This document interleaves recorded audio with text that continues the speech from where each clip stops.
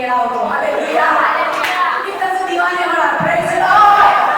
इतकं सामर्थ्य नाही का टेस्टी आहे. तुम्ही कुठली दादाची बिर्याणी नाही, इतकं सामर्थ्य येशूच्या टेस्टमध्ये. हालेलुया. जब से यीशु मेरा हो गया, मुझे यीशु से प्यार हो गया. परत एकदा.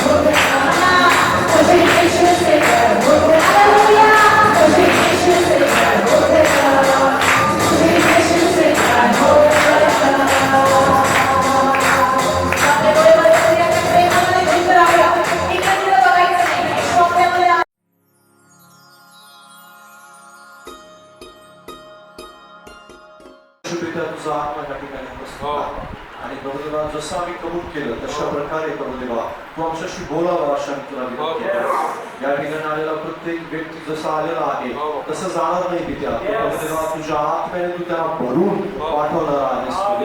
तुझी वचनं त्यांच्या हृदयावर त्यांच्या अंतःकरणावर कोरली जाणार आहेत आणि हो प्रभू देवा ते तुझ्याकडून प्राप्त करण्यासाठी आले आणि नक्कीच प्रभू देवा तुझ्याकडून ते प्राप्त करून जातील असं होईल. त्यांचं हृदय त्यांचा आत्मा आम्ही तुझ्या सामर्थ्य हातामध्ये सोपवतो. हो प्रभू देवा आम्हा सगळ्यांना प्रभू देवा तुझ्या गौरवात तू भर आणि प्रभू देवा इथं असलेला प्रत्येक व्यक्ती हा तुझ्या वचनाने भरून जाऊ नये. प्रार्थना प्रभू तू ऐकल्या धन्यवाद देतो येशूच्या नावामध्ये ना आमेन. दुसरी वापस हालेलुया. माझ्याबरोबर काढा मार्काचं शुभवर्तमानाचा 13वा अध्याय. मार्क शुभवर्तमानाचा 13वा अध्याय.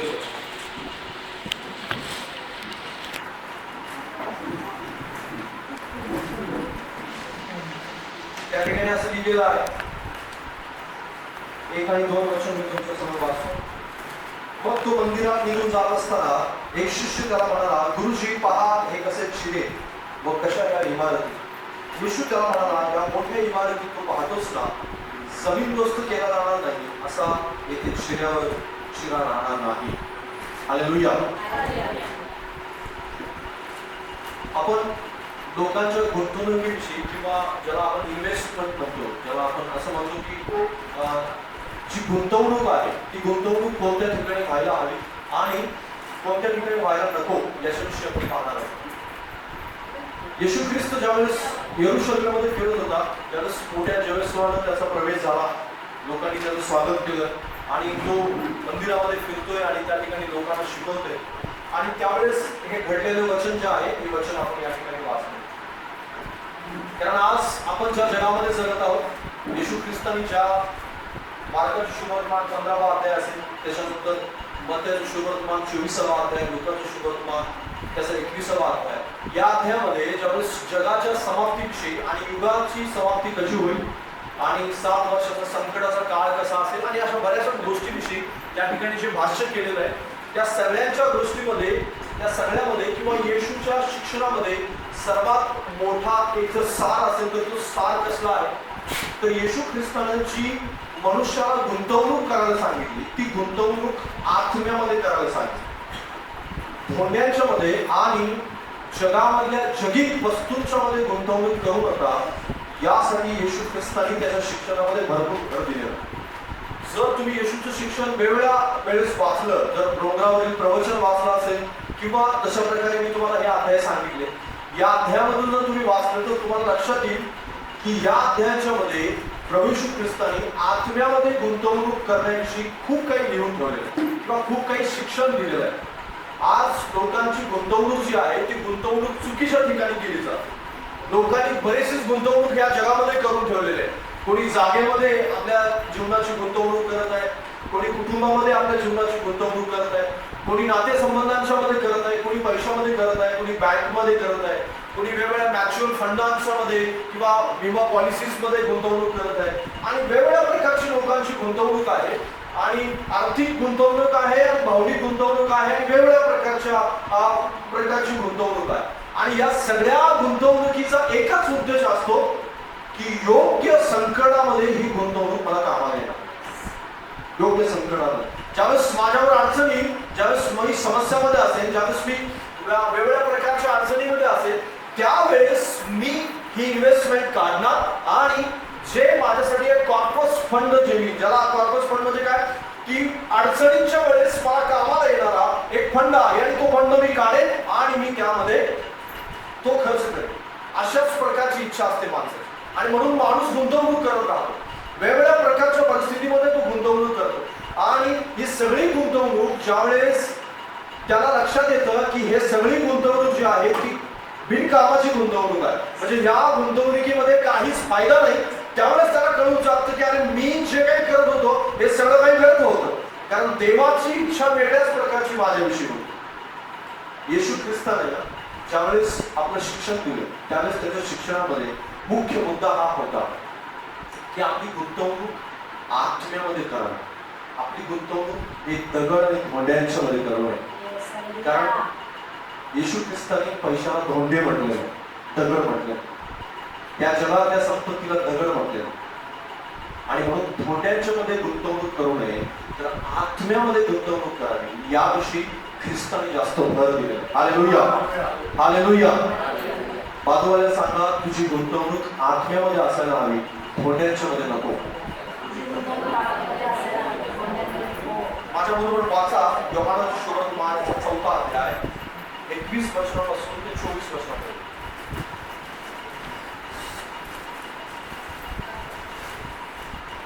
योहानाचा सुवर्तमान 4 अध्याय 21 पासून 24 पर्यंत. येशू तिला म्हणाला, बाई, तुम्ही पिठ्याची उपासना ह्या डोंगरावर व यरूशलेमेतही करणार नाही, अशी वेळ येत आहे.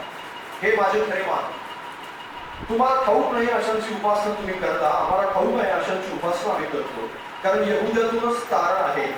तरी खरे उपासक आत्म्यावर खरेपणाने पित्याची उपासना करतील, अशी वेळ येत आहे, किंबहुना आलीच आहे, कारण आपले उपासक असे असावे अशी पित्याची इच्छा आहे. देव आत्मा आहे आणि त्याच्या उपासकांनी त्याची उपासना आत्म्यावर खरेपणाने केली पाहिजे. हालेलुया. प्रभू येशू ख्रिस्त ज्यावेळेस शमरोनी स्त्रीला भेटतो त्यावेळेस त्याच्या संभाषणामध्ये सर्वात मुख्य मुद्दा हा होता की आत्म्याने उपासना केली गेली पाहिजे. आणि जगात त्या उपासकांनी त्याच्या उपासनेला एक वेगळ्या प्रकारचं स्वरूप दिलेलं होतं. आणि त्याच्या स्वरूपाला त्या काळामध्ये जे उपासक आहेत त्या काळामध्ये म्हणजे शास्त्री पुरुषांचा तो काळ होता आणि वेगवेगळ्या प्रकारचं शिक्षण देण्याचा तो काळ होता. आणि अशा काळामध्ये त्याला एक वेगळ्या प्रकारचं म्हणजे नियमशास्त्र होता. नियमशास्त्राला एक सिमिलर म्हणजे नियमशास्त्रासारखंच अशा प्रकारचं एक वेगळं शास्त्री पुरुषांनी बनवलं. आणि त्या शास्त्राला असं म्हटलेलं आहे मौखिक नियम. म्हणजे त्या मौखिक नियमाला त्यांनी एक नाव दिलं होतं, मिशना म्हणून. मिशना. आणि त्या मिशना जे नाव आहे ते मिशना वेगळ्या प्रकारचे शास्त्र होतं आणि त्या मिशनाला ते फॉलो करत होते. बायबलमध्ये वेगवेगळ्या ठिकाणी मिशनाला प्रभू येशू ख्रिस्ताने खोडून काढलेलं आहे आणि त्याचे जे नियम आहेत ते नियम खोडून काढले आणि त्या नियमांना धोंड्यांच्या मध्ये गुंतवणूक करणं असं म्हटलं गेलेलं आहे. आणि येशू ख्रिस्ताने तसं एक नियम जो खोडून काढलेला आहे त्याच्याविषयी आपण वाचूया. मार्काचा सुवर्तमान याचा 7वा अध्याय आणि 11व्या वचनामध्ये. मी तुम्हाला जे शिकवत आहे ते देवापासून प्राप्त झालेल्या आणि देवाने मला सांगितलेल्या गोष्टी तुम्हाला मी सांगत आहे, कारण हे खूप मस्ट आहे, खूप आवश्यक असणारी गोष्ट आहे. मार्काचा सुवर्तमान 7वा अध्याय आणि 11वं वचन वाचा.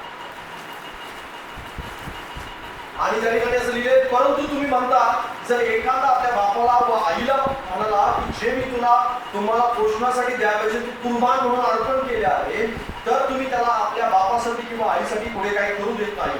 अशा प्रकारे तुम्ही आपला संप्रदाय चालू घेऊन देवाचे वचन रद्द करता. यासारख्या आणखी पुष्कळ गोष्टी करता. आता येशू ख्रिस्ताने जो हा नियम सांगितलाय तो नियम जो आहे त्याला मिशना म्हटलेला आहे किंवा त्या नियमाला एक शास्त्री पुरुषाने एक वेगळं पुस्तक लिहून ठेवलेलं होतं किंवा एक वेगळे मौखिक नियम बनवून ठेवले होते. मौखिक म्हणजे काय, जे सांगतात म्हणजे जे शिकवलं जातं, जे मुखाद्वारे बोललं जातं, अशा प्रकारचे वेगळे नियम सांगितले गेलेले होते. आणि त्या नियमांना मौखिक नियम म्हणतात किंवा त्या नियमांना मिशना म्हणतात. आणि असे नियम त्यावेळेस शास्त्री पुरुषांच्या काळामध्ये पुष्कळ होते आणि त्या नियमानुसार ते लोक शिकवायचे. नियमशास्त्र सुद्धा होतं आणि शास्त्री पुरुषांचे काही नियम पण होते. मग या दोन्हींना सोबत घेऊन ते चालायचे. आणि जास्त करून त्यांचा भर मिशनावरती होता, जास्त करून त्यांचा भर मौखिक नियमांच्या वरती होता, जास्त करून त्यांचा भर हे गुंतवणूक जी आहे ती गुंतवणूक धोंड्यांच्या मध्ये असलेली गुंतवणूक जास्त होती. आत्म्याकडे त्यांची गुंतवणूक कमी होती. आणि म्हणून येशू ख्रिस्ताने ज्या वेळेस शास्त्री पुरुषांना शिक्षण दिलं किंवा ते समोर त्याला प्रश्न विचारायचे त्या वेळेस त्यांनी हे नियम खोडून काढले. आणि हा नियम जो आहे कुर्बानीचा नियम म्हणजे काय की जे आई वडिलांसाठी करायचं आहे ते सगळं म्हणजे त्या काळामध्ये काही लोक जर श्रीमंत असतील आणि त्याला जर देवासाठी काय करायचं आहे म्हणजे त्यांनी एक नियम बनवला होता की एखादा श्रीमंत माणसाने ठरवलं की मला देवाला वाहून घ्यायचं आहे तर तो काय करायचा, आपली सगळी संपत्ती देवाला मंदिरामध्ये आणून दान करायचा. म्हणजेच काय, त्याला पुढं आई वडिलांसाठी असेल, नातेवाईकांसाठी असेल, गरिबासाठी असेल किंवा कुठल्या तरी अजून दुसरं नंतर देवासाठी काय पुढं करायचं असेल ते सगळं त्याला ते सगळं माफ व्हायचं त्यासाठी. म्हणजे हे काहीच करायची गरज नव्हती. म्हणजे हा जो नियम आहे हा नियम देवाचा नव्हता. देवाचा नियम काय होता की आई वडिलांची काळजी घेतली पाहिजे, त्यांच्यावर प्रीती केली पाहिजे, त्यांचा मान राखला पाहिजे, त्यांना हवं नको ते बघितलं पाहिजे. हा नियमशास्त्रात नियम लिहिलेला होता. पण तो नियम त्यांनी मोडला आणि त्याने एक कुर्बानीचा नियम केला आणि त्या नियमानुसार ते फॉलो करतो आणि येशू ख्रिस्तान तो नियम मोडला गेला. आणि येशूने त्याला सांगितलं की तुम्ही आपले नियम बनवून देवाचे नियम मोडताय आणि देवाचे नियम मोडून तुम्ही देवाच्या विरोधात पाप करताय. ज्यावेळेस शमरोनी स्त्री त्याला प्रश्न विचारत होती आणि त्याला म्हणत होती की तुम्ही तर म्हणता की फक्त यरूशलेमेतच आराधना केली पाहिजे, तुम्ही तर म्हणता की त्याच ठिकाणी असं केलं पाहिजे. म्हणजे येशूला हे सगळं ठाऊक होतं की शमरोनी स्त्रीच्या मनामध्ये जे नियम आहेत, शमरोनी स्त्रीचे ऐकून आहे ते सगळे मौखिक नियम आहेत, ते सगळे धोंड्यामध्ये गुंतवणूक केली जाणारी गुंतवणूक आहे. आत्म्याच्या गोष्टी शमरोनी स्त्रीला ठाऊक नव्हत्या. त्या जर कोण सांगितल्या असेल तर ते येशू ख्रिस्ताने सांगितले. हालेलुया. आजकाल विश्वासणाऱ्यांना मौखिक नियम जास्तच माहिती आहे, मौखिक गोष्टी जास्त माहिती आहे. इथंच बसायचं, इथंच उठायचं, हेच करायचं, तमुकच करायचं, तमुक नाही करायचं. आत्म्याचा जो आवाज आहे किंवा आत्म्यासाठी जी धडपड करायची आहे ती धडपड त्यावेळेस पण लोकांची थांबली होती आणि आता सुद्धा लोकांची थांबत चाललेली आहे. आणि जसं जसं येशूचं आगमन जवळ येईल ना तसं तसं आत्म्याविषयी जे काम केलं जाणार आहे ते थांबत जाणार आहे किंवा त्याची गती मंदावणार आहे किंवा त्याच्या गतीमध्ये कमी येणार आहे. लोक आत्म्याच्या गोष्टीकडे कमी लक्ष देतील आणि जगातल्या गोष्टीकडे जास्त लक्ष देतील, मौखिक नियमांच्याकडे जास्त लक्ष देतील. मौखिक नियम येशूने मोडलेले आहेत. जे मिशना म्हटलेलं आहे त्याला, ते मिशना जे नियम आहेत ते येशू ख्रिस्ताने मोडले. आणि आज तुम्हाला आणि मला सुद्धा या जगामध्ये जीवन जगत असताना तुम्हाला सुद्धा धोंड्यांच्या मध्ये गुंतवणूक करण्याच्या ऐवजी आपण आत्म्यामध्ये जास्त गुंतवणूक करायला शिकलं पाहिजे. हालेलुया. कारण आता आपण नियमशास्त्रानुसार चालत नाही तर आता आपण पवित्र आत्म्याने चालवले जाणारे लोक आहोत. हालेलुया. पवित्र आत्म्याने जर चालवले जाणार आहोत तर पवित्र आत्मा तुमच्या मनाच्या नियमाविरुद्ध काहीतरी सांगेल, जगातल्या नियमांच्या विरुद्ध काहीतरी सांगेल, तुमच्या संस्कृतीच्या विरुद्ध काहीतरी सांगेल, तुम्हाला जे पारंपरेने चालत आलेलं आहे याच्या विरोधात काहीतरी सांगेल आणि ते तुम्हाला केलं पाहिजे. हालेलुया. जर तुमची गुंतवणूक आत्म्यामध्ये असेल तर तुम्ही ते करू शकाल. हालेलुया. मी तुम्हाला जे सांगत आहे त्या गोष्टी तुम्हाला आत्म्यानेच समजून घ्यावे लागतील.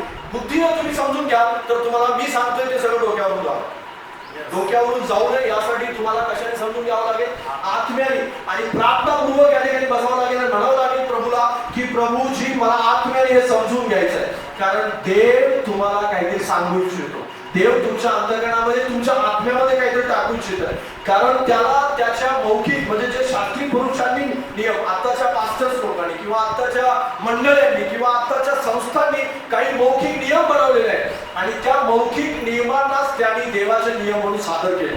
पण लक्षात घ्या, आत्म्याचं काम हे जशा प्रकारे वारा वाहतो, वारा कसा वाहतो, वारा कुठून येतो आणि कुठे जातो हे समजत नाही, तशा प्रकारे आत्म्याचं काम चालतं. आणि म्हणून येशू ख्रिस्ताने पवित्र आत्म्याला वाऱ्याचं उदाहरण दिलं. वाऱ्याचं उदाहरण देण्याचं कारण हे होतं की आत्म्याचं काम तुम्हाला न ठाऊक. आत्म्याचं काम ह्या जगातील माणसं जोपर्यंत आत्म्याने विचार करत नाही तोपर्यंत नाही जाऊ शकत. हालेलुया. म्हणजे तुमची गुंतवणूक आत्म्यामध्ये जास्त पाहिजे. तुमची गुंतवणूक हे धोंड्यांच्या मध्ये कमी, म्हणजे धोंड्यांच्या मध्ये म्हणजे कोणत्या गोष्टीमध्ये, म्हणजे जगाच्या गोष्टींच्या मध्ये, जगातल्या नियमांच्या मध्ये, जगातल्या वेगवेगळ्या प्रकारच्या मौखिक गोष्टीमध्ये जे ऐकलं आहे आपण तेच केवळ. कारण लक्षात घ्या, जोपर्यंत तुम्ही प्रार्थना करणार नाही, जोपर्यंत तुम्ही गुडघ्यावर येणार नाही, जोपर्यंत तुम्ही बायबल खरं वाचणार नाही तोपर्यंत तुम्हाला आत्मा काय म्हणतो हे तुम्हाला कधीच नाही समजत. कारण तुम्ही मौखिक नियमावरती चालत राहणार. मौखिक नियमावरती एखादाच फक्त जो व्यक्ती असतो जो रात्रीच्या वेळेस त्याच्याकडे आला निकेदमस, एकाचाच निकेदमस असतो आणि निकेदमसाला असं वाटलं की आजपर्यंत आपण मौखिक नियमाद्वारे चालवले गेलेले व्यक्ती आहोत आणि आपल्याला काहीतरी ऐकून घ्यायचं आहे. कुणाकडून ऐकावं? मग आत्म्यानं चालणारा कोणतरी व्यक्ती त्याच्याकडे आपण. आणि मग म्हणून तो येशू ख्रिस्ताकडे आला आणि येशूला त्यांनी विचारलं आणि मग तो नियम सांगितला येशू ख्रिस्ताने त्याला की वारा कुठून येतो माहीत नाही, तसं पवित्र आत्मा आहे. हालेलुया. पवित्र आत्मा जो आहे तो पवित्र आत्मा अशाच प्रकारे काम करतो. जर तुम्ही देवाच्या चरणाजवळ बसाल, जर तुम्ही देवाजवळ बसाल, देवाच्या चरणाजवळ बसून त्याच्याकडे प्रार्थना कराल तर तुम्हाला समजू लागेल की आत्मा तुमच्याविषयी कुठे गुंतवणूक करायला तुम्हाला सांगतो. कारण आत्म्याची गुंतवणूक ही अनंत काळासाठी असणारी गुंतवणूक आहे. बाजूला सांगा, आत्म्याची गुंतवणूक ही अनंत काळाची गुंतवणूक आहे. या जगातली इन्व्हेस्टमेंट संपेल, लक्षात घ्या. या बँकेतले पैसे तुमचे संपतील. या जगामध्ये जे काही तुम्ही इन्व्हेस्ट केलं असेल, जे काही वाचून ठेवलं असेल ते संपेल. पुढे येणार आहोत आपण. पुढे कशा प्रकारे देवाने आपल्याला ते फेल होतं हे गोष्टीविषयी सांगितलेलं आहे, त्याच्याविषयी आपण वाचणार आहोत. पण लक्षात घ्या, या जगामध्ये जे काही तुम्ही साठवून ठेवा ते संपून जाईल, पण आत्म्यामध्ये जी गुंतवाल तुम्ही ते अनंत काळापर्यंत चालणार आहे. हालेलुया. आज तुम्ही आत्म्यामध्ये प्रार्थना केली असेल तर ती प्रार्थना अनंत काळासाठी कामाला येणार आहे. हालेलुया. जर आत्म्यामध्ये तुम्ही जर देवाचं वचन वाचलं असेल तर ते अनंत काळासाठी कामाला येणार. आत्म्यामध्ये जर तुम्ही देवाच्या गोष्टींचा शोध केला असेल तर तो अनंत काळासाठी कामाला येणार आहे. हालेलुया. जर तुम्ही देवाच्या चरणाजवळ बसणार नाही, जर तुम्ही देवाच्या चरणाजवळ बसून त्याच्याकडून ऐकून घेणार नाही तर लक्षात घ्या तुम्ही मौखिक नियमावरती चालवायचा. फक्त एखादाच असा निकेदमच असतो की जो देवाच्या आत्म्याने चालणाऱ्या व्यक्तीकडे येतो. देवाच्या आत्म्याकडे तोच व्यक्ती जातो, देवाच्या आत्म्याने चालणाऱ्या व्यक्तीकडे की ज्याला आत्म्याचं ऐकायचं आहे. इतर शास्त्री पुरुषी प्रश्न विचारता आले होते आणि इतर निकेदमोसनी जसा प्रश्न विचारले तसे इतर शास्त्री पुरुषांनी पण विचारले. पण इतर शास्त्री पुरुषांनी प्रश्न विचारले हे लोकांच्या मध्ये आणि त्याच्यामध्ये चुका काढण्यासाठी प्रश्न विचारले. पण निकेदमाला मात्र स्वतः बदल करायचा. निकेदमाला मात्र त्याच्या स्वतःमध्ये काहीतरी चेंजेस आणायचे होते. त्याला वेगळी वाट निवडायची होती. ज्या वाटेने आजपर्यंत ते चालत आले होते त्या वाटेने नाही तर वेगळं त्याला काहीतरी निवडायचं होतं. म्हणून त्यांनी प्रश्न विचारले आणि येशूने त्याला ते सत्य सांगितलं. हालेलुया. बाकीच्यांना त्यांनी गोंधळात टाकलं, बाकीच्यांना त्यांनी उलटे प्रश्न विचारले. येशूला वेगळ्या प्रकारचे प्रश्न विचारले आणि त्याला विचारलं की तू देवाचा पुत्र आहेस का आणि तू संदेश आहेस का. मग येशू ख्रिस्ताने त्याला उलटा प्रश्न विचारला. बाप्तिस्मा करणारा योहान कुणाकडून बाप्तिस्मा देतो, देवापासून होता की तो मनुष्यापासून होता. येशू ख्रिस्ताने त्यांना त्याच्या प्रश्नाचं उत्तर दिलं नाही.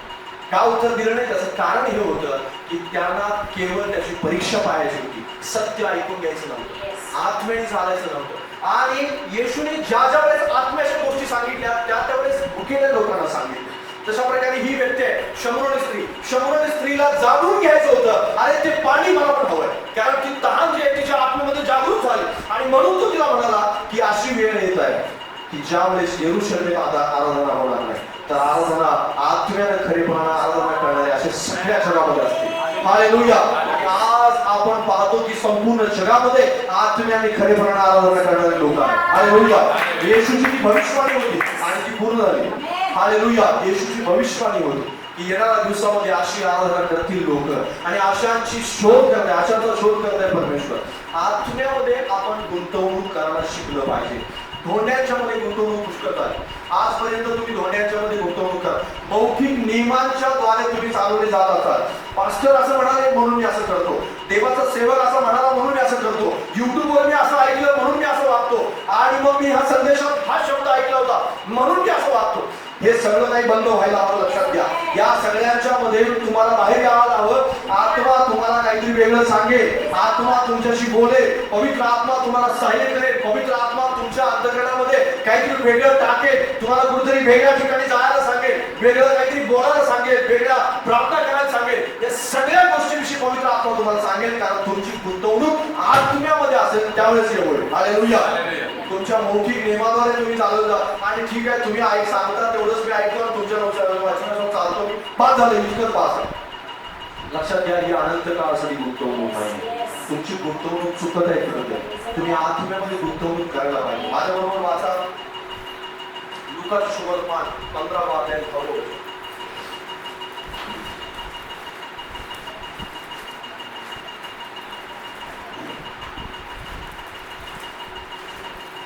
15वा अध्याय 10 आणि त्या ठिकाणी लिहिलेलं आहे हरवलेल्या पुत्राविषयी 10वं वचन आहे. त्याचप्रमाणे पश्चाताप करणाऱ्या एका पापी माणसाबद्दल देवाच्या दूतांसमोर आनंद होतो हे मी तुम्हाला सांगतो. आता या ठिकाणी देवदूतांसमोर कशासाठी आनंद होतो याच्याविषयी लिहिलेलं आहे. म्हणजे देव आनंदी नेमका कोणत्या गोष्टीविषयी आहे त्याच्याविषयी लिहिलेलं आहे. कारण ज्यावेळेस तुम्ही आत्म्यामध्ये गुंतवणूक करता त्यावेळेस परमेश्वर जास्त आनंदी असतो. पण जर तुमची गुंतवणूक या जगातल्या गोष्टींच्या मध्ये जास्त असेल तर देवाला आनंद देणारी ती गोष्ट नाही. लक्षात घ्या. म्हणूनच देवाला आनंद देणाऱ्या गोष्टी होण्यासाठी तुम्हाला आत्म्यामध्ये जास्त गुंतवणूक करायला. पाऊल काय म्हणाला गलतीकराच्या पत्रामध्ये, गलतीकराचं पत्र याचा पहिला अध्याय आणि 14वे वचन.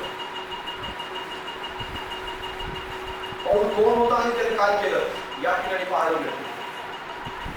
आणि लिहिले 14व्या वचनामध्ये, आणि माझ्या पूर्वजांच्या संप्रदायाविषयी मी आवेशी असल्यामुळे माझ्या लोकातल्या माझ्या वयाच्या पुष्कळ जणांपेक्षा यहुदी धर्मात मी पुढे गेलो होतो. तरी ज्या देवाने मला माझ्या मातेच्या उदरातून जन्मल्यापासून वेगळे केले व आपल्या कृपेने बोलवले, त्याला आपल्या पुत्राला माझ्या काहीच प्रगट करणे बरे वाटले.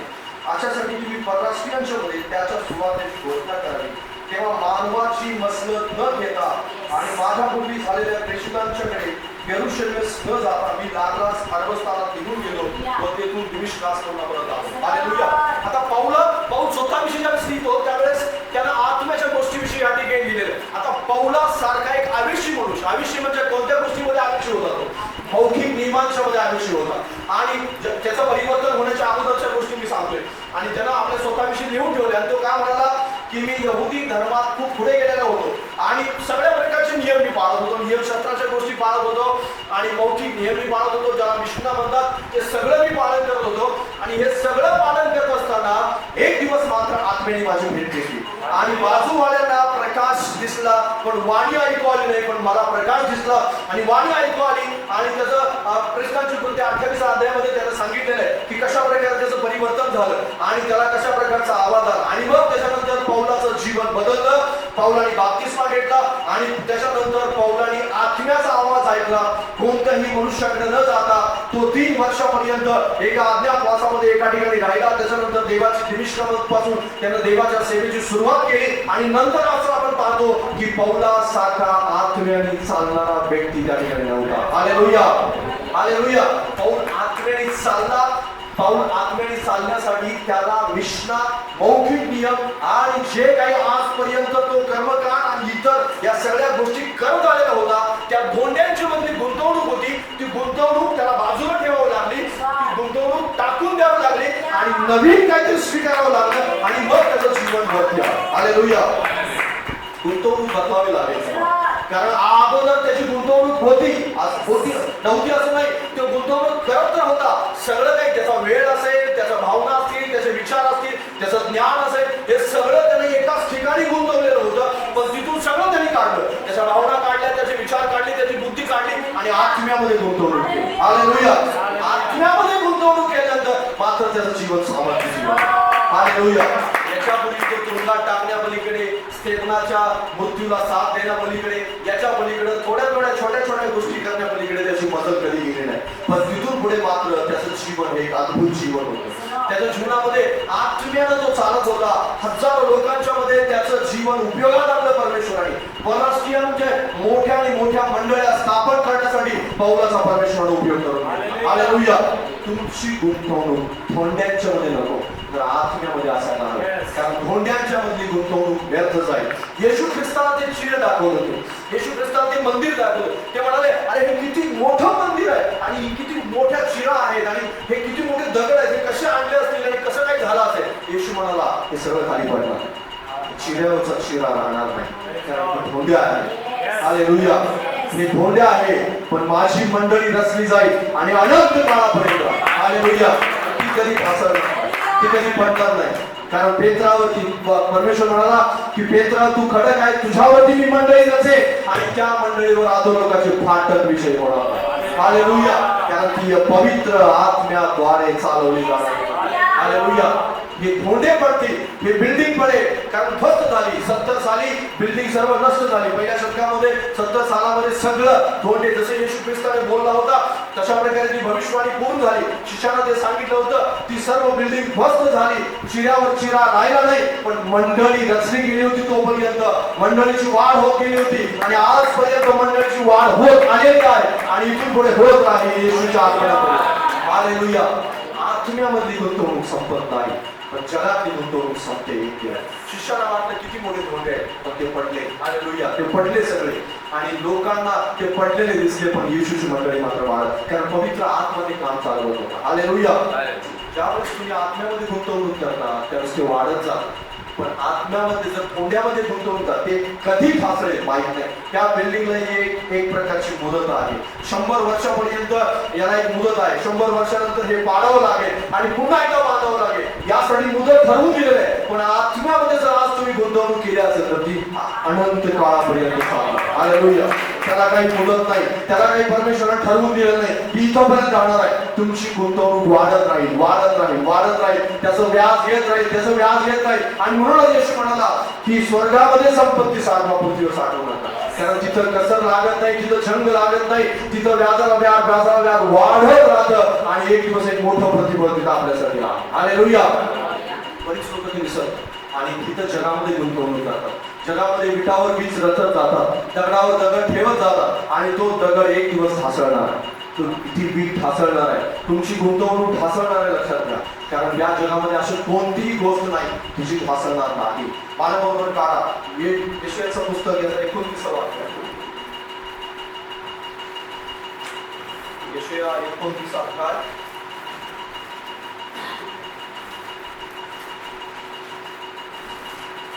13 वर्ष. प्रभू म्हणाला आहे की लोक माझ्या समीप येऊन आपल्या तोंडाच्या शब्दाने माझा सन्मान करतात, तरी मजपासून आपल्या अंतःकरणात दूर राखतात आणि हे माझे भय बाळगतात. ते केवळ मनुष्याने पडवलेल्या आज्ञेप्रमाणे वागतात. हालेलुया. ज्याला विश्रामी म्हणालो, ज्याला मौखिक नियम म्हणालो, त्या मौखिक नियमांनी तुम्ही जर गुंतलेले असाल तर निश्चित अर्थाने तुमचं अंतःकरण नेहमी देवापासून दूर राहील. देवापासून तुम्हाला देवाच्या समीप यायचं आहे तर लक्षात घ्या, तुम्हाला तुमच्या अंतःकरणातून ते विचार आत्मसात करावे लागतील. मौखिक नियमांनी नाही तर आत्म्याने तुम्हाला चालावं लागेल. जशा प्रकारे शमरोनी स्त्रीला प्रभू श्री ख्रिस्ताने त्याची आठवण करून दिली की आत्म्याने खरेपणाने उपासना करणाऱ्यांचा देव शोध करत आहे. हालेलुया. मौखिक नियमाने चालणाऱ्यांचा नाही, शास्त्री पुरुषांचा केवळ त्यांच्या नियमाने चालणाऱ्यांचा नाही. या जगातल्या कुठल्या तरी माणसाने तुम्हाला सांगितलंय त्या माणसाने चालवलेल्या नियमांच्या द्वारे तुम्ही चालू शकत नाही. तर तुम्हाला जर पुढे जायचं आहे, तर पुढच्या दिवसामध्ये प्रगती करायची आहे, तर निश्चित अर्थाने तुम्हाला आपल्या अंतःकरणामध्ये आत्म्याच्या नियमांनी चालावं लागेल. कारण त्या ठिकाणी स्पष्ट वचन सांगतं की हे लोक माझ्या समीप येऊन माझा सन्मान करतात पण खरा, पण कुणाच्या द्वारे? माणसाने सांगितले म्हणून करतात. कुणीतरी सांगत आहे, त्यांना शिकवत आहे, कुणीतरी त्यांचा पुढारी आहे म्हणून ते करत आहे. पण ज्यावेळेस पुढारी तुमच्या डोक्यातून निघून जाईल, त्यावेळेस पवित्र आत्म्याकडे तुमचं लक्ष लागेल, त्यावेळेस तुम्ही खऱ्याने डोळे बंद करा, खऱ्याने हात वर करा. गुडघे टेकाल त्यावेळेस आत्म्याने टेका. ज्यावेळेस आज्ञा पाळाल त्यावेळेस आत्म्याने पाळा. ज्यावेळेस तुम्ही घरामध्ये असाल त्यावेळेस पण आत्म्याने गुडघे टेका. ज्यावेळेस तुम्ही कामावरती असाल त्यावेळेस पण आत्म्याने गुडघे टेका. आत्म्याने प्रार्थना करा, कारण तुमचं लक्ष आत्म्याकडे लागलेलं आहे. तुमची गुंतवणूक धोंड्यांच्या मध्ये नाही, तुमची गुंतवणूक आत्म्यामध्ये असायला हवी. आत्म्याकडे लक्ष असायला हवं.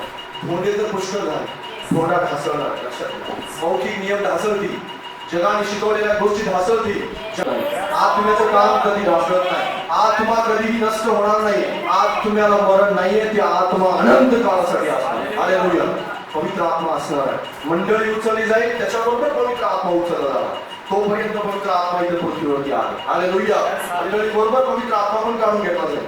ज्या दिवशी मंडळी उचलली जाईल त्या दिवशी पवित्र आत्मा पण जाणार आहे त्याच्याबरोबर, मंडळी बरोबर. तो पण स्वर्गावर जाईल, तो परत खाली नसणार आहे. कारण मंडळीला मदत करण्यासाठीच पवित्र आत्मा आहे. हालेलुया.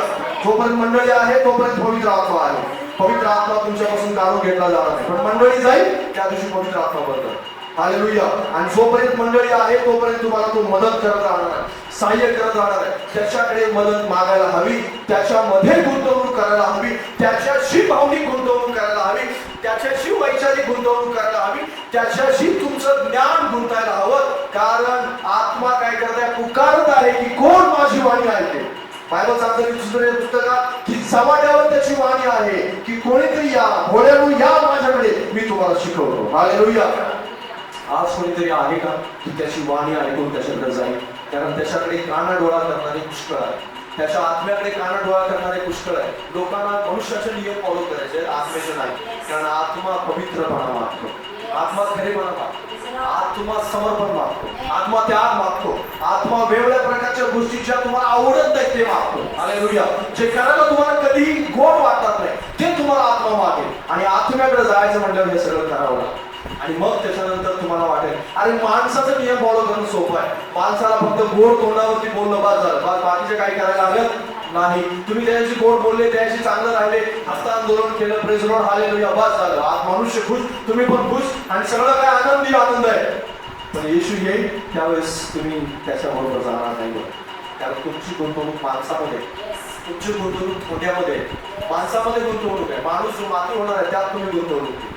माणूस जो जमिनीला मिळणार आहे आणि त्याची माती होणार आहे, त्याची राख होणार आहे, त्याच्यामध्ये तुम्ही गुंतवणूक केली आणि तो नष्ट होणार आहे त्याच्यात गुंतवणूक केली. ही गुंतवणूक संपून जाईल. आत्म्याशी तुम्ही जोडले जा, हालेलुया, तर तुमचं जीवन हे आशीर्वादित जीवन आहे. तर तुम्हाला समजून चालेल की अनंत काळासाठी माझी गुंतवणूक आहे. हालेलुया.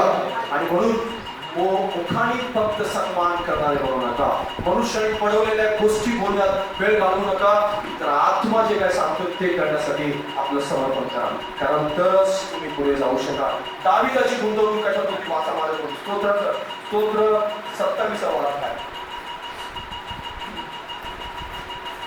स्तोत्र 27 3 ते 5 वर्ष वाचणार होता. 27 ते 5. दावीद काय म्हणतो? सैन्याने माझ्या पुढे ठाणे दिले तरी माझे हृदय कसरणार नाही, माझ्यावर युद्ध कसं उडवला तरी मी हिंमत धरून राहील. परमेश्वराजवळ मी एक वरदान मागितले, त्याच्या प्राप्तीसाठी मी झटेन. ते हे की आयुष्यभर परमेश्वराच्या घरात माझी वस्ती व्हावी, म्हणजे मी परमेश्वराचे मनोहर रूप पाहत राहील व त्याच्या मंदिरात ध्यान करीन. कारण विपत्काळी मला तो आपल्या मंडपात दडवून ठेवी, मला तो आपल्या डेऱ्याच्या गुप्त स्थळी ठेवी, तो मला खडकावर उचलून ठेवी. हालेलुया. Praise the Lord. दाविदाची गुंतवणूक आत्म्यामध्ये होती. बाजूला सांगा, दाविदाची गुंतवणूक आत्म्यामध्ये होती. हालेलुया. दावीद आत्म्यामध्ये गुंतवणूक करणारा व्यक्ती होता आणि म्हणूनच संकटाच्या वेळेस तो काय म्हणतो या ठिकाणी वाचायला मिळतं आपल्याला. तो काय म्हणतो? सैन्याने माझ्याकडे ठाणे दिले तरी माझे हृदय कचरणार नाही, कारण माझी गुंतवणूक आत्म्यामध्ये. हालेलुया. सैन्याने माझ्याकडे ठाणे दिले तरी मी घाबरणार नाही, तरी माझ्या जीवनामध्ये मला कशाची भीती वाटत नाही, कारण माझी गुंतवणूक ही आत्म्यामध्ये आहे, दगडांच्या मध्ये आणि धोंड्यांच्या मध्ये माझी गुंतवणूक नाही. शर्मोन आणि दावीद यांची जर तुलना करायला गेला तर शर्मोनाचा काळ जो होता तो शर्मोनाच्या काळाला असं म्हटलेलं आहे की चांदी जी आहे ती धोंड्याप्रमाणे होती. त्याच्या काळामध्ये चांदी धोंड्याप्रमाणे, म्हणजे जशी दगडाला किंमत आहे तशा प्रकारे चांदीला किंमत होती. सोनं विपुल होतं. त्याच्या सैनिकांच्या, म्हणजे जे सैनिक त्याच्या समोर धावायचे त्या सैनिकांच्या ढाली ज्या आहेत त्या ढाली लोखंडाच्या नव्हत्या तर सोन्याच्या होत्या. हालेलुया. आणि सोन्याच्या ढाली होत्या. मंदिर सगळीकडे, म्हणजे अगदी परमपवित्र स्थानापासून त्या अंगापर्यंत सगळीकडे त्यांनी सगळं सोन्याने सजवलेलं होतं. प्रत्येक ठिकाणी त्याच्या मंदिरामध्ये, त्याच्या राजमंदिरामध्ये, जो त्या ठिकाणी महालामध्ये राहत होता, या सगळीकडे सोने, विपुल सोनं होतं. विपुल सोनं म्हणजे विपुलता होती. कोणत्या प्रकारची कमतरता, कुठेही कमतरता नव्हती. पण ज्या वेळेस त्याचा मुलगा आला रहबाम, आणि रहबामाच्या काळामध्ये असं झालं की रहबामावरती स्वारी केली एका राजाने, आणि राजाने स्वारी केल्यानंतर त्याच्या पुढे जे धावायचे सैनिक त्यांच्या हातामध्ये ज्या सोन्याच्या ढाली होत्या त्या सगळ्या सोन्याच्या ढाली नेल्या. आणि रहबामाला वाईट वाटलं. रहबामाला असं वाटलं की अरे माझ्या सोन्याच्या ढाली सगळ्या राहून गेल्या, आणि त्याच्यानंतर त्यांनी पितळेच्या ढाली बनवल्या आणि ते त्यांच्या हातामध्ये दिल्या, आणि आता सोन्याचं समाधान हे पितळीमध्ये होतं. Praise the Lord. हालेलुया. गुंतवणूक जी आहे, शल्मोनाची गुंतवणूक ही पत्नीच्या होती, शल्मोनाची गुंतवणूक सोन्यामध्ये होती, शल्मोनाची गुंतवणूक चांदीमध्ये होती. हे सगळं जमा करण्यासाठी परमेश्वराने अटकाव केलेला होता. शल्मोनाची गुंतवणूक घोड्यांच्या मध्ये होती.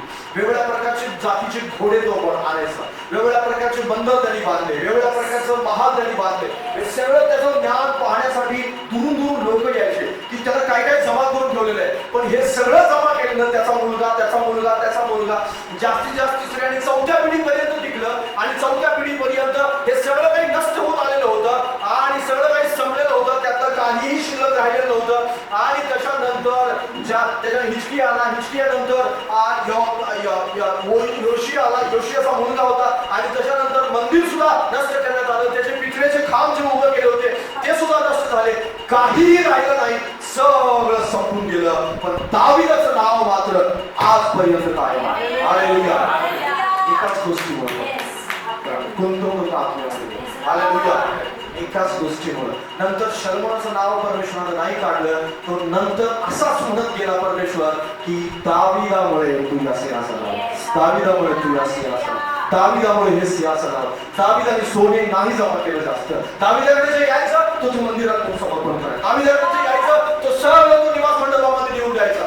दाविदाकडे जे काही यायचं ते मंदिर बांधेल माझा मुलगा, त्यासाठी तो नेऊन द्यायचा. सर्व त्याने समर्पण करून टाकलं. दावीद रिकामा होता आणि तो म्हणत होता की माझा आत्मा देवा तुझ्याशी जोडला गेला. बायबल त्या ठिकाणी स्पष्ट सांगतं. 24 अध्यायाचं तुम्ही वाचला 3 आणि 4 वचन. परमेश्वराच्या डोंगरावर कोण चढेल, त्याच्या पवित्र स्थानात कोण उभा राहील, ज्याचे हात स्वच्छ आहे, ज्याचे मन शुद्ध आहे, जो आपले चित्त असं त्याकडे लावित नाही व कपटाने शपथ पाहत नाही, तो. हालेलुया. बायबल त्या ठिकाणी स्पष्ट सांगतं. दाविदाचं मन कपटाने शपथ न पाहण्याकडे होतं, सत्य बोलण्याकडे होतं. दाविदाचं मन देवाचं मनोहर रूप पाहण्याकडे होतं. दाविदाचं मन जे आहे ते देवाच्या अंगणामध्ये बसण्यामध्ये होतं. दाविदाचं अंतःकरण जे आहे देवासाठी गीतं लिहिण्यामध्ये होतं. दाविदाचं जे अंतःकरण आहे ते देवासाठी स्तोत्र म्हणण्यामध्ये होतं. दाविदाचं जे अंतःकरण आहे ते गाण्या तयार करण्यामध्ये होतं. दाविदाचं अंतःकरण जे आहे, दाविदाचं हृदय जे आहे ते देवाचं गौरव कसं उभं राहील त्याच्याकडे होतं. दाविदाचं हृदय जे इस्रायल लोक देवाची आराधना कशी करतील याच्याकडे होतं. हालेलुया. दाविदाचं लक्ष जगातल्या गोष्टीकडे नव्हतं. त्याची गुंतवणूक आत्म्यामध्ये असते. आत्म्यामध्ये गुंतवणूक तुम्हाला खूप काळापर्यंत तुमचं विचार द्यायचे जीवन होते. अनंत काळापर्यंत दावीद राहिला, त्याचे विचार राहिले, त्याची स्तोत्र राहिली. याचं कारणच होतं दाविदाला कधी व्यर्थ म्हणावं लागलं नाही. दाविदाला अशी वेळ आली नाही की व्यर्थ हो व्यर्थ, हे सगळं काही व्यर्थ असं म्हणायची वेळ त्याच्यावर आली नाही. पण शलोमोनाला मात्र ती वेळ आली आणि शलोमोन म्हणून तो म्हणाला उपदेशकाच्या पुस्तकामध्ये की व्यर्थ हो व्यर्थ, हे सगळं काही व्यर्थ. हे म्हणण्या पलीकडं त्याचं विचार का गेले, त्याचं कारणच हे होतं की त्याला हे नंतर कळालं की माझी गुंतवणूक चुकली, माझी गुंतवणूक धोंड्यांच्या मध्ये झाली, माझी गुंतवणूक चांदीमध्ये झाली. भलेही त्याला चांदी धोंड्यासारखी बनवली असेल, पण ती चांदी सुद्धा फेकून देण्यात आली. काहीच कामाची राहिलेली नाही. ती त्याच्यापासून घेण्यात आली, ती त्याच्यापासून काढून घेण्यात आली. लक्षात घ्या, आपण आपली गुंतवणूक कुठे करत आहोत हा खूप महत्वाचा प्रश्न आहे तुमच्या जीवनामध्ये. कारण बऱ्याच वेळेस आपण गुंतवणूक करायला चुकतो, इन्व्हेस्टमेंट करायला आपण चुकतो. आपल्याला वाटतं की माझी इन्व्हेस्टमेंट मला कामाला येईल. शर्मोनासाठी ते कामाला आलं नाही. शर्मोन आपल्या राज्याची विभागणी होण्यापासून वाचवू शकला नाही. त्याला वाचवता आलं नाही. तो म्हणू शकला नाही की देवा तू माझी विभागणी करू नकोस, माझं राज्य जे आहे, मी एवढा श्रीमंत आहे, मी एवढा ज्ञानी आहे, मी एवढा हुशार आहे आणि मी एवढं काय काय काम केलेलं आहे, या सगळ्या कामाचं प्रतिफल मला असं दे की माझं राज्य विभागू नये, ती एक संघ राहावं. असं होऊ शकलं नाही. देव म्हणाला की तुझं राज्य विभागलं जाणार, विभागलं जाणार आणि जो यहुदा वंश राहणार आहे तो तुझ्यामुळे नाही राहणार, दाविदामुळे. हालेलुया. Praise the Lord. लक्षात घ्या, आपली गुंतवणूक ज्यावेळेस सुटते त्यावेळेस अशा प्रकारच्या परिणामांना सामोरं जावं लागतं. आणि असे परिणाम होऊ नयेत असं मानत असेल तर दाविदासारखं आपण आत्म्यामध्ये गुंतवणूक करायला शिकलं पाहिजे. अबशालोम मारला गेला याचं कारण काय होतं माहिती आहे? त्याचं कारण हे होतं की दावीद आत्म्याने देवाशी जोडलेला होता.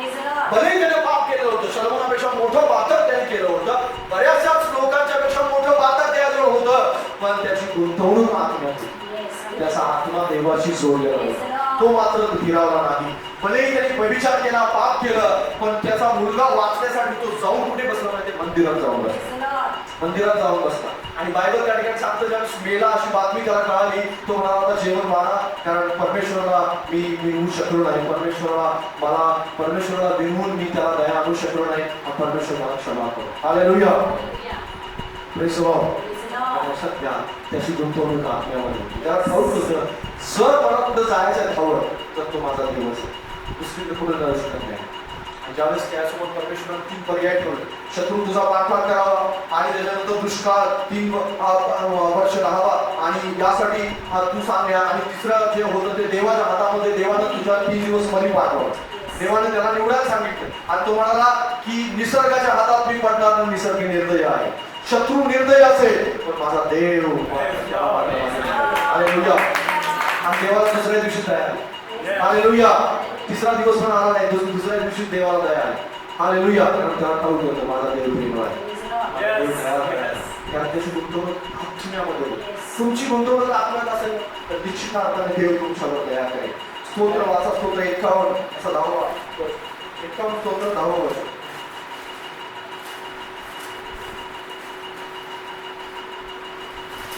दाविदाची गुंतवणूक कुठे होती वाचायला? हे देवा माझ्या ठाई शुद्ध हृदय उत्पन्न कर, माझ्या ठाई स्थिर असा आत्मा प्रदान. हालेलुया. दाविदाची गुंतवणूक इथे होती. दावीद कशासाठी प्रार्थना करत होता? की माझ्याकडे स्थिर हृदय उत्पन्न, माझ्याकडे शुद्ध आत्मा घाल, मला शुद्ध बनव, मला शुद्ध बनव, मला पवित्र बनव, यासाठी तो गुंतवणूक करत होता. आजकाल लोकांच्या प्रार्थना बदललेत, कारण इन्व्हेस्टमेंट त्यांची काय झालेली आहे? चुकीच्या ठिकाणी आहे. आणि म्हणून चुकीच्या ठिकाणी इन्व्हेस्टमेंट असल्यामुळं ते वाचलं काही जात नाही. लक्षात घ्या, कारण लक्षात जास्त करून आपलं लक्ष हे शुद्ध हृदयाकडे, स्थिर आत्म्याकडे असायला हवं. दावीदच ते होतं. दावीदांनी भलेही सगळं मंदिरासाठी सगळंच काही साठवून ठेवलं, पण त्याचं लक्ष मात्र देवाच्या आत्म्याकडे असो, देवाच्या गौरवाकडे असो. आणि म्हणून त्याच्यानंतर सुद्धा त्यानं कधीही पाप केलं नाही. एक पाप केलं त्याने, पण त्याच्यानंतर मात्र त्याचा आत्मा देवाशी जोडला गेलेला होता. आणि म्हणून तो काय म्हणतो? स्तोत्र 119 आणि 136 वर्षामध्ये 119 स्तोत्र 136 वर्ष. लोक तुझे नियमशास्त्र पाळत नाही म्हणून माझ्या डोळ्यातून अश्रूचे प्रवाह. हालेलुया. त्याच्या डोळ्याचे प्रवाह कशासाठी? त्याच्या प्रार्थना आहे. दोन्ही ठिकाणी या ठिकाणी आपण प्रार्थना वाचल्या. स्तोत्र 51:10 असेल किंवा स्तोत्र 119 136 वचन असेल.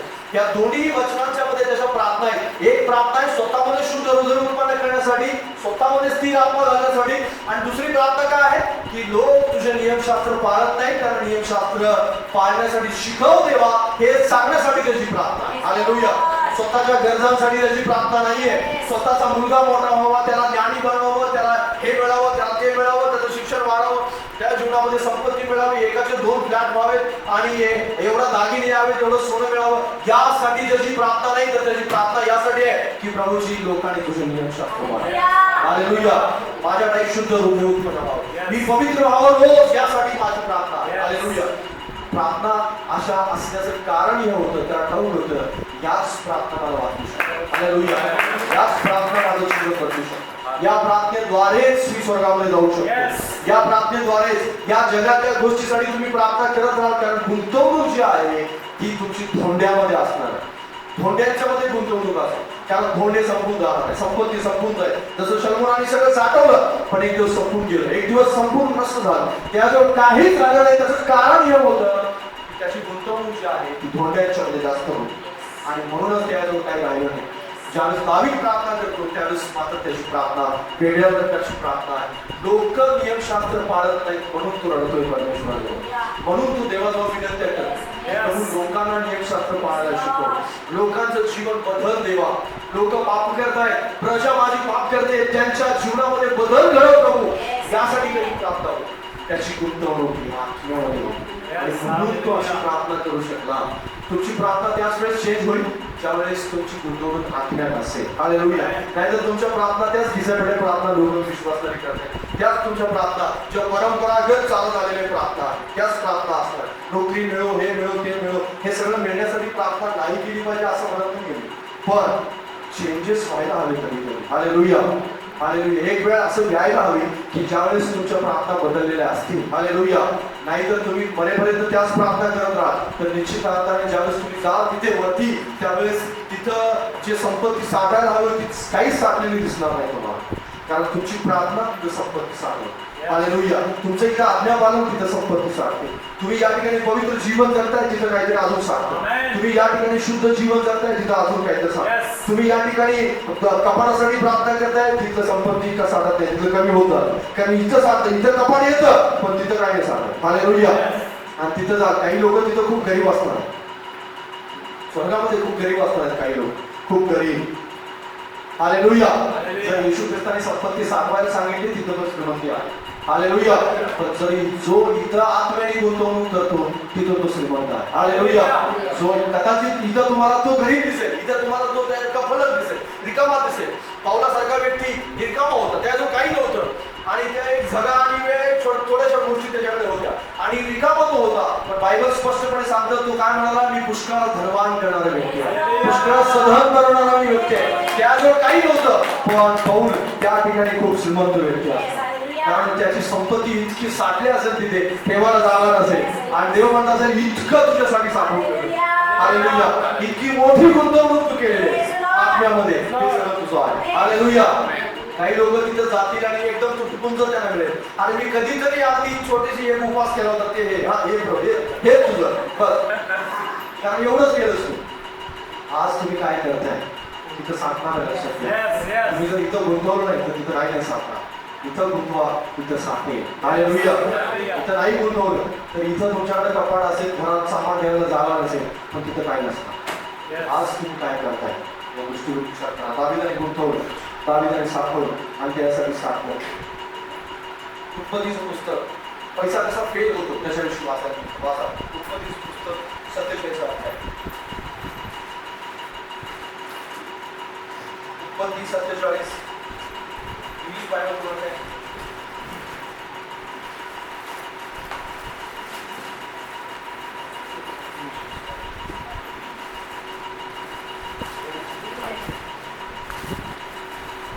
इंग्लिश बायबल मध्ये त्या ठिकाणी 47 अध्याय आणि त्याच्यामध्ये 15 ते 17 वर्ष 15 ते 17 उत्पत्ती 15 ते 17 लोक आहेत तुमच्यासाठी.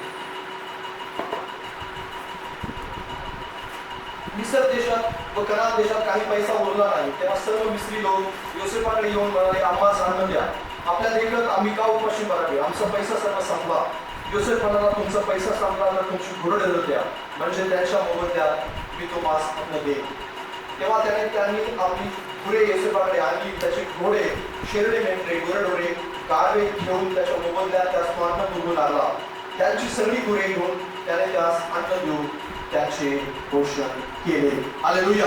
इंग्लिश बायबल मध्ये त्या ठिकाणी मनी फेल असं लिहिलेलं आहे. मनी फेल म्हणजे काय? पैसा अयशस्वी झाला किंवा पैसा फेल झाला. त्या ठिकाणी पैसा नापास झाला म्हणजे पैसा संपला. या ठिकाणी संपला त्याचं ट्रान्सलेशन जे आहे ते इंग्लिश मध्ये खूप चांगल्या प्रकारचं ट्रान्सलेशन आहे आणि ते योग्य आहे. ते योग्य अशा प्रकारे इब्री भाषेमधून जे ट्रान्सलेशन केलेलं आहे त्या भाषेमध्ये किंग जेम्स मध्ये असं लिहिलेलं आहे की पैसा फेल झाला म्हणजेच काय? पैसा नापास झाला. म्हणजे या जगामध्ये गुंतवणूक एक दिवस फेल होणार आहे, एक दिवस ती संपणार आहे. त्या गुंतवणुकीला एक अंतिम अशा प्रकारचं सत्य आहे, म्हणजे त्या गुंतवणुकीला काही कामाला येणार नाही. हा काळ जो आहे तो योसेफाचा काळ होता. मिस्र देशामध्ये त्या ठिकाणी दुष्काळ पडलेला होता आणि मिस्र देश हा 7 वर्षाच्या दुष्काळामध्ये असताना त्याच्या अगोदर एक संपन्न काळ होता. 7 वर्षाचा धान्य साठवून ठेवलं गेलेलं होतं. पण मिस्र देश एक संपन्न देश होता, खूप संपत्ती त्या ठिकाणी होती आणि त्या काळातला अतिशय समृद्ध देश म्हटलेला त्या देशाला. आणि असा देश त्या ठिकाणी लोक असं म्हणतात की आमच्या जवळचा जो पैसा आहे तो पैसा फेल झालेला आहे. कोणत्या गोष्टीमुळे? कारण देवानं आमच्यावरती संकट पाठवलेलं आहे. जे अनंत काळाचं संकट आहे, म्हणजे ज्याला असं म्हटलेलं आहे की त्या संकटाचा कोणत्याही प्रकारचा अंत नाही. अशा संकटांच्या मध्ये त्यांच्याजवळचा पैसा जो आहे तो फेल झाला आणि अशाच प्रकारचं संकट येणाऱ्या काळामध्ये येणार आहे आणि पैसा फेल होईल. पैसा काय होईल? फेल होईल. पैसा नापास होईल. पैशाने विकत घेता येणार नाही. पैसा तुमच्याजवळ पुष्कळ असेल, पिशवीभर सोनं असेल आणि एक पावाचा तुकडा विकत मिळेल. हे का बरं? कारण गुंतवणूक जी आहे ती गुंतवणूक आत्म्यामध्ये करण्याच्या ऐवजी पैशामध्ये केली गेली आहे. आणि म्हणून आज जर तुम्हाला तुमची गुंतवणूक समजली तर तुम्ही तुमच्या जीवनामध्ये असं म्हणण्याची कधी वेळ येणार नाही. तुम्हाला तुमच्या अंतःकरणामध्ये असं म्हणण्याची वेळ येणार नाही की आमचा पैसा जो आहे तो फेल झालेला आहे. योसेफाला असं म्हणायची वेळ आली नाही, कारण योसेफाची गुंतवणूक जी कशात होती? योसेफाची गुंतवणूक आत्म्यामध्ये होती. योसेफ तुरुंगामध्ये होता, पोटिफाराच्या घरात होता आणि मग याकोबाच्या आपल्या बापाजवळ होता. त्या वेळेस ज्या वेळेस त्याला असं वाटलं की आता सगळं काही संपलं आहे, त्या वेळेस त्याचं लक्ष हे देवाच्या आत्म्याकडे. हालेलुया. त्याचं लक्ष देवाच्या गौरवाकडे होतं, देवाच्या सामर्थ्याकडे होतं आणि म्हणून त्याला ठाऊक होतं की पैसा जरी फेल होणार असेल तरी माझा देव मात्र कधी फेल होत नाही. हालेलुया. हालेलुया. लक्षात घ्या, पैसा फेल होईल, कारण पैसा फेल होण्यासाठीच आहे. कारण पैसा सर्व काही करू शकत नाही. जर तुमची गुंतवणूक ही बँकेतल्या पैशावरती असेल किंवा जर तुम्ही गुंतवणूक LIC पॉलिसी आणि वेगळं ह्या सगळ्या गोष्टी करण्याच्या विरोधात मी नाही, लक्षात घ्या. पण याला जे महत्व, अवास्तव महत्व दिलं जाते ना, या अवास्तव महत्वाचे विरोधात परमेश्वर आहे. कारण विसर देशाचे लोक असतील किंवा आताच्या जगातले लोक असतील, हे आज करून जास्त करून कोणत्या गोष्टीला महत्व देत आहेत तर त्या गुंतवणुकीला, इन्व्हेस्टमेंटला महत्व देत. आणि आपला मुद्दा हाच आहे मुळात की आपली गुंतवणूक आपण दगडामध्ये करत आहोत आणि ज्या दगडाला येणाऱ्या दिवसामध्ये काहीही व्हॅल्यू नसेल, कोणत्याही प्रकारची किंमत नसेल. लोकांनी पैसे फेकून दिले या ठिकाणी, असं बायबल सांगतं. लोकांनी त्यांना आणून दिले आणि ते म्हणाले आम्हाला अन्न दे, एक भाकरीचा तुकडा आम्हाला हवाय, हे सगळं घे, संपत्ती घे, गुरेढोरे घे, आमची घरदारे घे, शेते घे, सगळं घे, पण आम्हाला जगण्यासाठी अन्न दे. हालेलुया. तर पैसा खाऊ शकत नाही मनुष्य, सोनं खाऊ शकत नाही, घर खाऊ शकत नाही, जमीन खाऊ शकत नाही. त्याला जगण्यासाठी अन्न हवंय, ते अन्न मात्र परमेश्वर देतो. हालेलुया. परमेश्वराला वाचून ते कोणी देऊ शकत नाही. या पृथ्वीवरती जे काही उगवतं ते परमेश्वराच्या सामर्थ्याने उगवतं, परमेश्वराच्या कृपेने उगवतं, त्याच्या दयेने उगवतं, त्याने केलेल्या कामामुळे उगवतं, त्याने पाडलेल्या पावसामुळे उगवतं. हालेलुया. मनुष्य ते उगवू शकत नाही जर देवाने तो उभा नाही केली. हालेलुया. मनुष्याचा पैसा ते उगवू शकत नाही, मनुष्याच्या बियाणं ते उगवू शकत नाही, मनुष्याचे कुठलंही सामर्थ्य, त्याची बुद्धी ते करू शकत नाही, देवाने ते करून ठेवलेलं आहे. हालेलुया. म्हणून आपलं जे काही आपण साठवलेलं आहे ते सगळं फेल होऊ शकतं जर तुमची गुंतवणूक आत्म्यात नसेल. मी तुम्हाला काय सांगण्याचा प्रयत्न करते, ज्यावेळेस पण तुम्हाला गुंतवणुकीचा विचार येईल त्यावेळेस तुमची गुंतवणूक आत्म्यामध्ये जास्तच पाहिजे, जरा जास्तच गुंतवणूक तुमची आत्म्यामध्ये.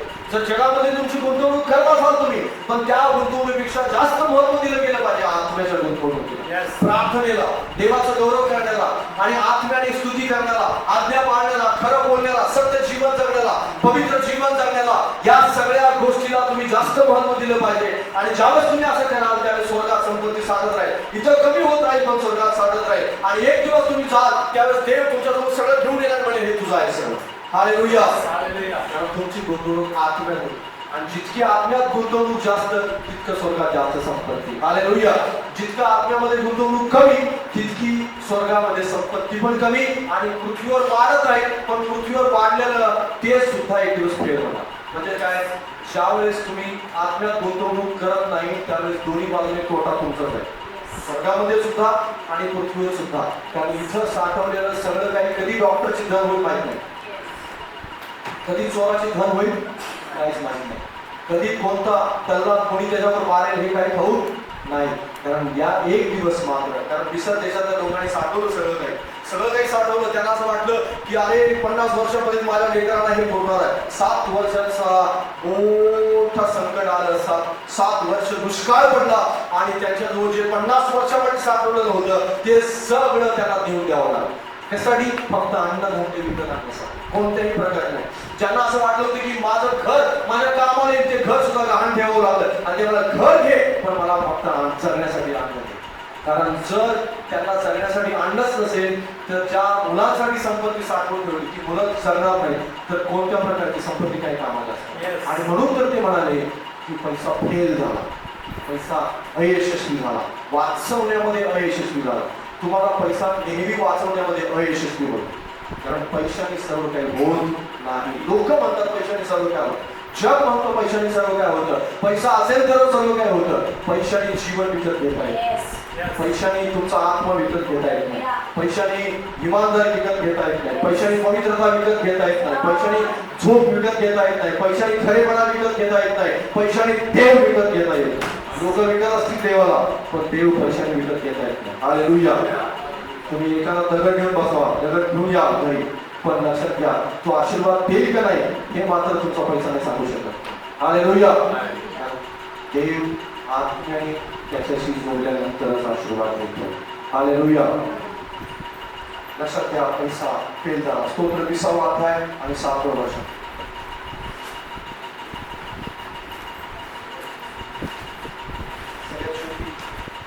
आपण वाचून पहिले स्तोत्र 20:7.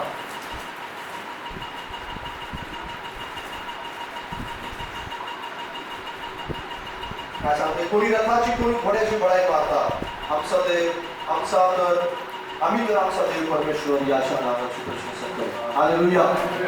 दावीदाने काय सांगितलेलं आहे? दावीद म्हणाला, कोणी रथाची बढाई मारतो पण कोणी घोड्याची मारतो, पण मी मात्र माझा देव याची प्रशंसा करतो. हालेलुया. माझा जो पैसा आहे त्याची बढाई नाही मारत. दावीदाने शर्मोनापेक्षा किती, शर्मोनाने एक सुद्धा लढाई लढली नाही, आणि शौलाने ज्या लढाई लढल्या त्याच्यापेक्षा दुप्पट तिप्पट चौपट लढाया दावीदाने लढल्या, आणि एकाही लढाईमध्ये तो फेल झाला नाही, केवळ एकाच गोष्टीमुळे, कारण त्याची गुंतवणूक आत्म्यामध्ये होती. त्याचा आत्मा देवाशी जोडला गेला होता. त्याच्यानंतर येणाऱ्या प्रत्येक राजाने लढाई लढल्या आणि ते फेल झाले. वेगवेगळ्या ठिकाणी त्यांना यशस्वीता मिळाली नाही, अयशस्वी झाले ते. पण दावीद अयशस्वी न होण्याचं कारण, सर्वात मोठं कारण जर कोणतं आहे तर ते हे वचन आहे. आणि तो काय म्हणतो? ते रथाची बढाई मारतात, कुणी घोड्याची बढाई मारतो, पण माझा मात्र भरोसा माझ्या देवावरती. हालेलुया. माझं घोड्यावर भिस्त नाही, माझी रथावर भिस्त नाही, माझी पैशावर भिस्त नाही, माझ्या सैनिकावर भिस्त नाही, त्याच्या संख्येवर भिस्त नाही, माझ्या सोन्यावर भिस्त नाही, माझा देवावर माझी भिस्त. हालेलुया. ज्यावेळेस पण तुमच्याकडे संपत्ती वाढते, ज्यावेळेस तुमच्याकडे पैसा येतो, ज्यावेळेस तुमचे इन्व्हेस्टमेंट वाढते, ज्यावेळेस तुमच्याकडे संपत्ती आणि जगात ह्या गोष्टी वाढतात, त्यावेळेस तुम्ही त्या संपत्तीपेक्षा जास्त तुमचा भरोसा हा देवावरच ठेवायला हवा. तुम्ही म्हणायला हवं, प्रभूजी माझ्याकडे पुष्कळ आहे, पण या पुष्कळावर नाही, तर हा पुष्कळ देणारा जो आहे त्याच्यावर माझी भिस्त. हालेलुया. कारण हे सगळं फेल होईल, पण माझा देव तरी फेल होणार. हालेलुया. आत्म्यामध्ये जर गुंतवणूक असेल तर तुम्हाला लक्षात येईल की हे सगळं बिनकामाचं आहे, काहीच कामाचं, कारण हे सगळं फेल होऊ शकतं. पण पैसा फेल झाला इतर देशामध्ये आणि या जगामध्ये सुद्धा फेल झालेला आपल्याला पाहायला मिळतो. ज्यावेळेस नोटबंदी झाली, ज्यावेळेस लोकांनी हजारोच्या नोटा नदीमध्ये फेकून दिल्या, नोटा जाळल्या, रस्त्यावरती लोकांनी जाळून टाकल्या आणि टॉयलेटमध्ये जाळून त्या फ्लश करून टाकले. लोकांनी का फ्लश करून टाकल्या? कारण त्यांना हे कळून टाकलं, चुकलं की हे फेल झालेलं आहे. काय झालेलं आहे? फेल झालं, हे आता वाचवू शकत नाही मला, यांनी काय होणार? हे संपलं, याची किंमत शून्य झाली, याची किंमत काहीच नाही राहिली. लक्षात घ्या, या जगात त्या गोष्टीची किंमत शून्य होईल, पण देवाची किंमत मात्र, आत्म्याची किंमत कधीच कमी होणार. सगळ्यात शेवटचं उदाहरण वाचा, लूक 16 अध्याय पहिलं वचन. हे सगळं सांगण्याचं कारण जे आहे ते कारण या ठिकाणी दिलेलं आहे. लूक 16 अध्याय 1 ते 8 वचन तुम्ही घरी वाचा, नंतर 8वं वचन फक्त आपण वाचू. अन्यायी कारभाराचे शहाणपण पहा, यावरून धनेने त्याची वाहवा केली, कारण या युगाचे लोक आपल्यासारख्या प्रकाशाच्या लोकांच्या पेक्षा शहाणे असतात. येशू ख्रिस्ताने एका अन्यायी कारभाराचं उदाहरण दिलं आणि तो अन्यायी कारभारी काय करतो याचं कारण त्या ठिकाणी सांगितलेलं. आणि अन्यायी कारभारी हा अन्याय करणारा व्यक्ती होता, पण त्याने काय केलं की ज्यावेळेस त्याला कळालं की त्याचा मालक जो आहे तो त्याला कामावरून काढून टाकणार आहे, त्यावेळेस त्याने काय केलं? अन्यायकारक धन होतं, त्याचं काय होतं? धन होतं. अन्यायकारक म्हणजे चोरी आणि वेगवेगळ्या प्रकारचं व्याज कमवून धन होतं. त्या धनाने त्यांनी काय केलं? त्या लोकांना बोलवलं, म्हणजे जे त्याचे कर्जदार होते त्याच्या धनाचे त्या कर्जदारांना बोलवलं. एकाला 80 द्यायचं होतं, त्याला सांगितलं तू 60 मार, ज्याला एकाला 100 द्यायचं होतं त्याला सांगितलं तू 60 दे, आणि वेगवेगळ्या प्रकारे असं केलं. आणि मग याचा उद्देश असा होता की ज्या वेळेस हे सगळं धन संपेल, म्हणजे हे सगळी संपत्ती संपेल, त्यावेळेस या लोकांनी मला घरात घ्यावं, या लोकांनी मला काय करावं? घरात घ्यावं. माझ्याजवळ ज्यावेळेस काहीच नसणार आहे त्यावेळेस या लोकांनी मला घरात घ्यावं. त्याची गुंतवणूक जी आहे ती गुंतवणूक त्याने वेगळ्या ठिकाणी केली, आणि त्या गुंतवणुकीचा फायदा हा झाला की ज्यावेळेस त्याच्याकडून सगळं काढून घेतलं गेलं त्यावेळेस त्याला त्याच्या घरात घेतलं. हालेलुया. येशू ख्रिस्ताने हे उदाहरण देण्याचं कारण हे होतं, ज्यावेळेस तुम्ही या जगामध्ये जीवन जगता त्यावेळेस अन्यायकारक जे धन आहे, म्हणजे ज्या धन आपल्याला वाचवू शकत नाही, त्या धनाने जर आपण आत्म्यामध्ये गुंतवणूक केली, जर देवाच्या राज्यामध्ये गुंतवणूक केली, तर त्याच अन्यायकारक धनामुळं किंवा जेच आपल्याजवळ आहे त्या धनाच्यामुळं किंवा जे काही तुमच्याजवळ साठवून ठेवलंय त्या सगळ्या गोष्टीमुळं परिणाम हा होईल. आत्म्यामध्ये गुंतवणूक केल्यामुळं ज्यावेळेस हे सगळं काही संपून जाईल किंवा आपलं जीवन संपेल त्यावेळेस आपण आनंद काळाच्या जीवनात जाऊ. हालेलुया. हालेलुया. अनंत काळाच्या जीवनात जाण्यासाठी अन्यायकारक कारभाराकडून शिकण्यासाठी येशू ख्रिस्ताने आपल्याला सांगितलं आहे. इतक्या वेळ मी तुम्हाला जे सांगत आहे त्याचं सार या ठिकाणी दिलेलं आहे की जर तुम्हाला अनंत काळाच्या जीवनात जायचंय तर आत्म्यामध्ये गुंतवणूक करायला शिकलंच पाहिजे.